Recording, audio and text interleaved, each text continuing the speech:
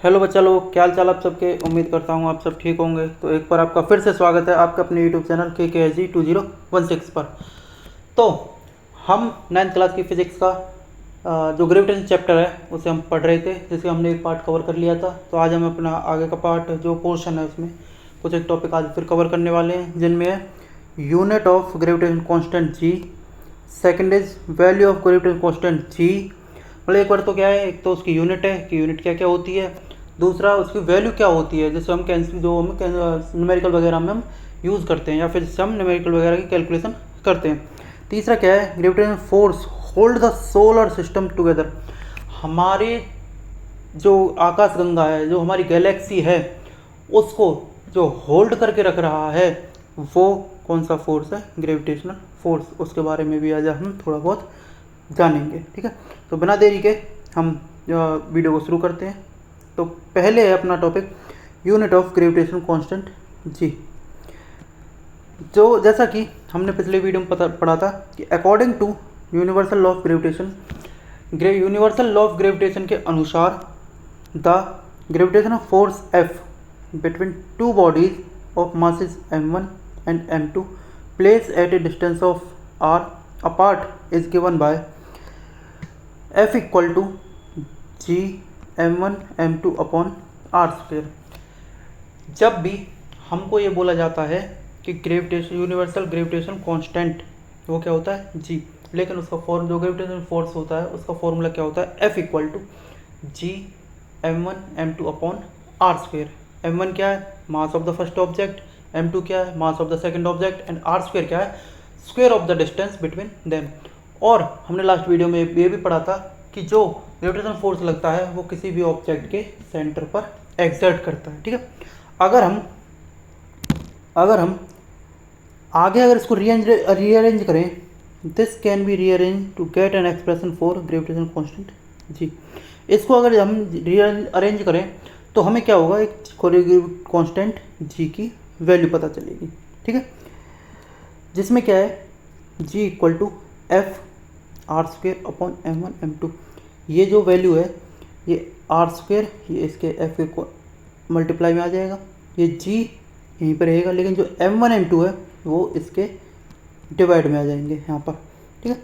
तो वैल्यू क्या आएगी, G equal to F R square upon m1 m2। ये आई उस ग्रेविटेशन कांस्टेंट की वैल्यू। आगे अगर हम बात करें कि यूनिट हम कैसे पता करेंगे किसी भी ग्रेविटेशन कांस्टेंट की, किसी भी नहीं, जो ग्रेविटेशन कांस्टेंट है उसकी वैल्यू क्या होती है, यूनिट क्या होती है, वो कैसे पता करें हम। तो जो फोर्स है उसकी यूनिट क्या होती है, न्यूटन, जिसे एन से डिनोट करते हैं। जो डिस्टेंस है उसकी क्या बोलते हैं हम, आर, उसकी यूनिट क्या होती है, मीटर, जिसे एम से डिनोट करते हैं। जो हम मासेस ले रहे हैं m1 m2 उसे किससे नोट करते हैं, m1 से, लेकिन उसकी यूनिट क्या होती है, किलोग्राम, जिसका सिंबल होता है kg, ठीक है। The SI unit of gravitation constant is Newton, F की, ये F की, मीटर स्क्वेयर m1 m2, और यहाँ पे मीटर स्क्वेयर का क्या आएगा, आर स्क्वेयर, जो हम डिस्टेंस ले रहे हैं। यहाँ पे क्या आएगा, किलोग्राम m1 और किलोग्राम m2, ये m1 ये m2। अगर इसे हम सॉल्व करते हैं तो क्या मिलता है, न्यूटन मीटर स्क्वेयर पर किलोग्राम स्क्वेयर, जिसको हम शॉर्ट फॉर्म में लिख सकते हैं न्यूटन मीटर स्क्वेयर पर किलोग्राम स्क्वेयर, जिसे हम लिख सकते हैं न्यूटन मीटर स्क्वेयर पर किलोग्राम स्क्वेयर। ये किसकी यूनिट होती है, ग्रेविटेशन कांस्टेंट जी की, ठीक है। अब अगर हम आगे बात करें तो क्या है, वैल्यू ऑफ जी हो, जो हम जी की वैल्यू निकालते हैं वो कैसे निकालते हैं, देखो, if the masses m1 and m2 of two bodies are 1 kilogram. Formula क्या आया था हमारे पास, g equal to F m1 m2 upon R square, ये आया था। अगर हम जो m1 और m2 है उनकी दोनों की वैल्यू 1 किलोग्राम रखें, और जो डिस्टेंस है r उसकी वैल्यू हम 1 मीटर रखें, यहाँ पे 1 किलोग्राम, यहाँ पे 1 किलोग्राम, और डिस्टेंस को 1 मीटर रखें, तो हमारे पास क्या आएगा, जी इक्वल टू एफ। जो ग्रेविटेशन कांस्टेंट है वो किसके बराबर होता है, जो फोर्स एक्सर्ट हो रहा है उसके बराबर, ठीक है। The value of gravitation constant G has been found to be क्या क्या मिलेगी 6.67 into 10⁻⁻11 newton meter square per kilogram square. अब बच्चे 6.67 को तो याद कर लेते हैं, लेकिन क्या होता है जो ये है 10⁻⁻11, इसमें थोड़ी कन्फ्यूजन रहती है कि 10 पावर कितनी ली जाए, 10⁻11 है, 10⁻10 है, 10⁻12 है, क्या है। मैं आपको सीधा सा तरीका बताता हूँ। जैसे हम पढ़ते हैं, हम टर्म पढ़ते हैं हम ग्रेविटेशन, क्या होती है GRAVITATION,